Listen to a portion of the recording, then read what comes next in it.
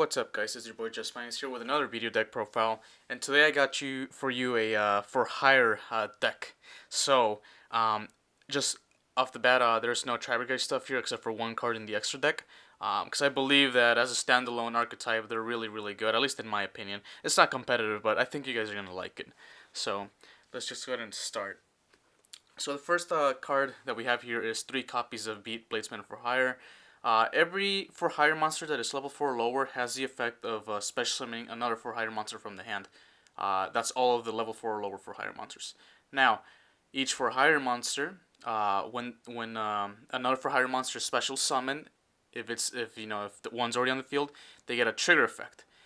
For Bladesman for Hire's trigger effect is essentially it adds any for hire monster from the deck to your hand. Hard once per turn. So it's a search of the deck. Really good card.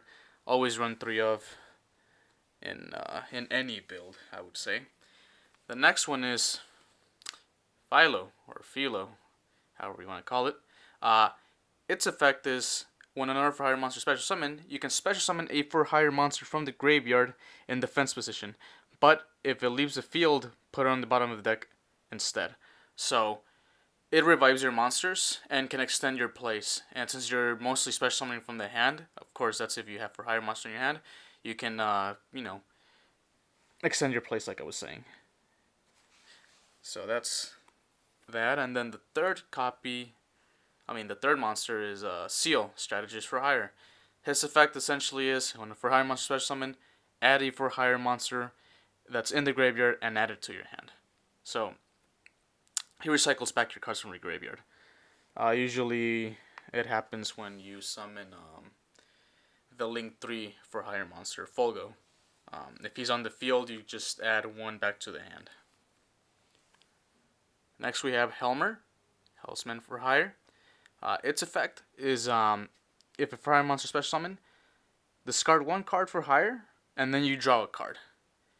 It can come in handy, but I don't use them too much. The only reason why I have 2 copies of each, for the exception of Beat, is because I want to have different monsters with different names and obviously different types for the special summoning of Folgo. Then I have 2 Dampa Marksman for Hire. Its effect is when another for hire monster special summon, destroy 1 face-up card on the field.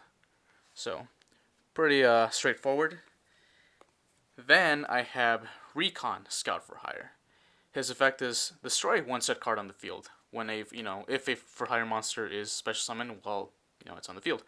I wish this one was not a beast because we already have a beast with Dumpa right here. I would have preferred if it was another type of monster, but hey, it's what we got, so I guess thank you Konami for that one. And then lastly, the last level 4 and lower for hire monster is Bravo for Hire. So with Bravo, he's the strongest monster in terms of level 4 or lower for hire monsters in this deck. Actually, in the whole archetype. His effect essentially is when another for hire monster special summoned, increase attack and defense of all for hire monsters that are on the field by 500. So yeah, he boosts up everybody again. I run 2 of each so I can have more different types in my hand.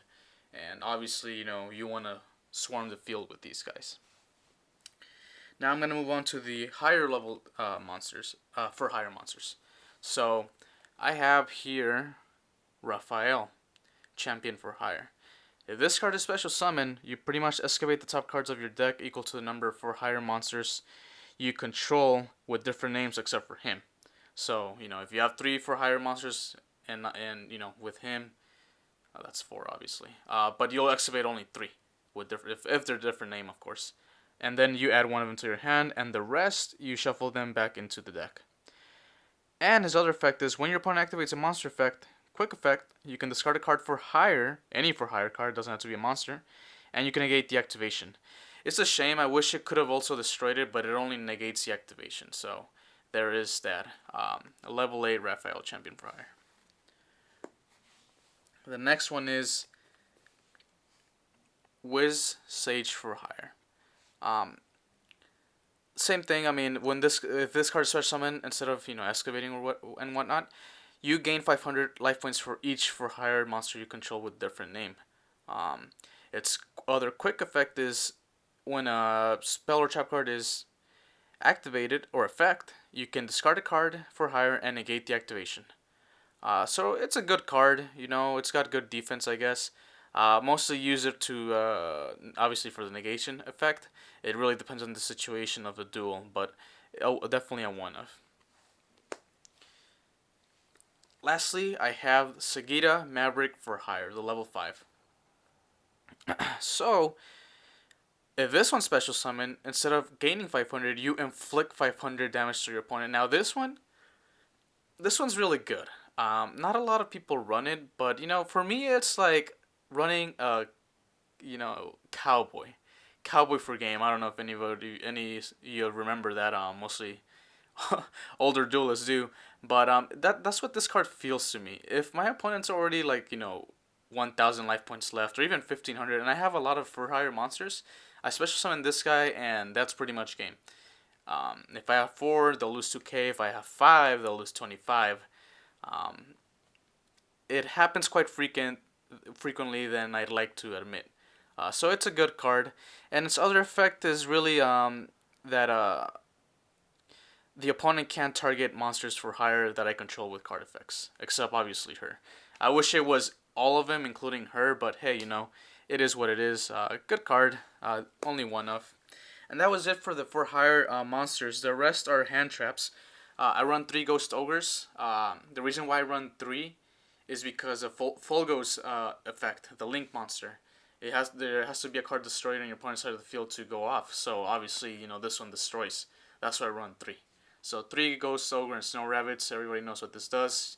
You send this card to the graveyard from field or hand, and you pop a card that activated its effect that turn while it was face up. So 3 copies of Ghost Ogre. The next 3 are Ash Blossoms.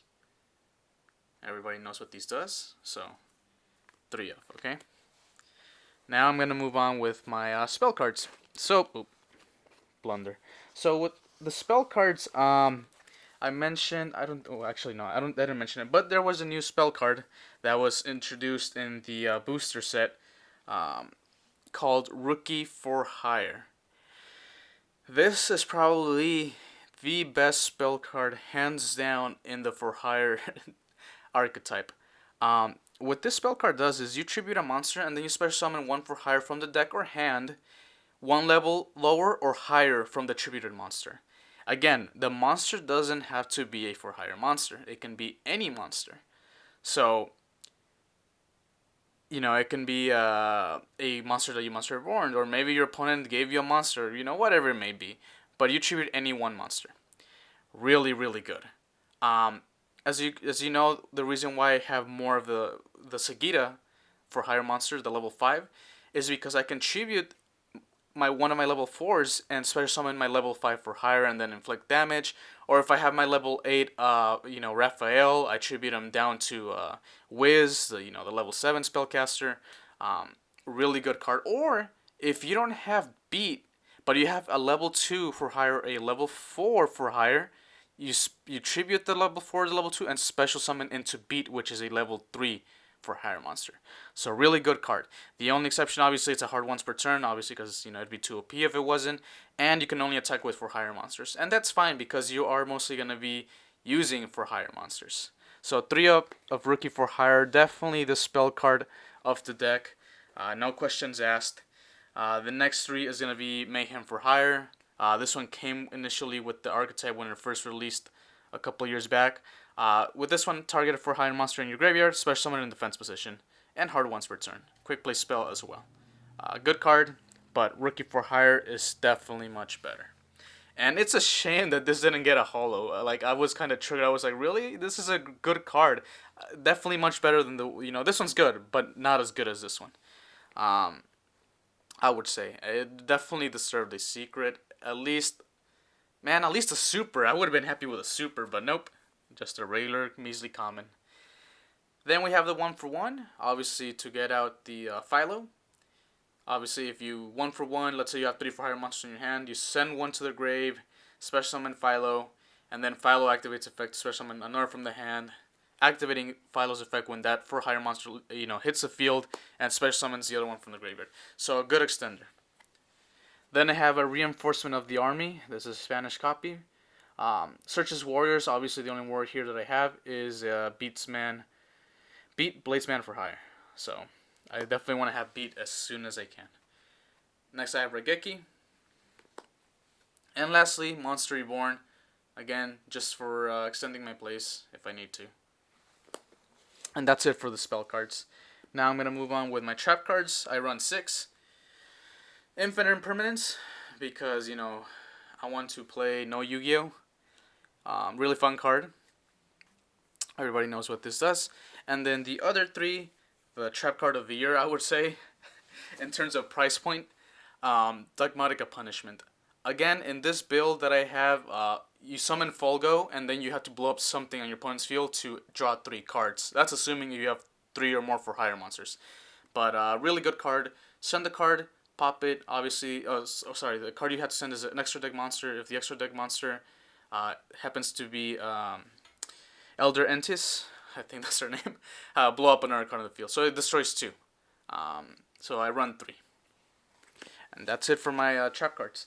Now that the main deck is over, my extra deck consists of 1 copy of Link Revo, because I have level 1s in my deck. And, sometimes having a different type, in this case Cybers, obviously is help as well. Because once you summon Folgo, you can't special summon any of the 4 higher monsters that it was used for Link material of the same type that you used to Link summon. So, good card. It really just is for extending my place. Next to Salamangreat Almirage, there are times when I get Infinite Impermanence on my normal summon, and if my monster's 1,000 or less attack, I can just link away into this, and depending on my hand, if I have Philo or something, I can just bring back the for hire monster that I sent away to link summon this.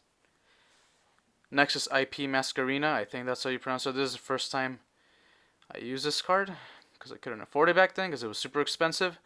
But essentially, during the main phase, quick effect, immediately after this effect resolves, link summon a link monster using materials you control, including this card. And a link monster that uses this card as material cannot be destroyed by your opponent's card effects. So, a really good card. Next I have Geonator Transverser. I've managed to pull this one a couple times, and it's come in handy. Essentially what this card is if this card points to 2 monsters, you can switch control of the monsters. So, oh man, it's sweet. When I've been on YGO Pro, I did that to somebody who used all of his Dragoon's effects, summoned this monster out, it was pointing at it, and then I just, special summoned a for hire with the quick play spell into her link, this link, and I switched them. It was the best thing ever. Not easy to pull off, but I've seen moments where I could use it, so I have it just for that reason. Again, now the next card is Tribrigade Fergit the Baron Blossom. That just goes to show that I rarely use this card. I don't even know its name. Her effect is pretty much during the main phase, special summon level 4 or lower beast, beast warrior, or winged beast monster from the hand. Also, you can't use monsters as link materials for the rest of this turn, except for the mentioned types. If this card is sent to the graveyard, draw a card and then place 1 card from the hand to the bottom. That's a useful effect in this with this card, in my opinion. So just 1 copy of. Then I have the Nightmare package, Nightmare Phoenix, Nightmare Cerberus, and Nightmare Unicorn. Essentially, if it's special summon, discard a card, pop a spell or trap, pop a monster, and then shuffle a card back into the deck. Yep, if I'm not mistaken. I rarely use the co-link effect, so yeah, that's the Nightmare package right there. Then, Folgo Justice for Hire. He can't be used as link material. That's the very unfortunate thing about this monster. Otherwise, I'm pretty sure it would have been too OP, because it could summon... you could go into bigger link monsters. But anyways, if this card is link summon, special summon a monster for hire with a different type from the 3 monsters that were used to link summon this card. And special summon it in defense position. If a card your opponent controls is destroyed by a battle or card effect, you can draw a card.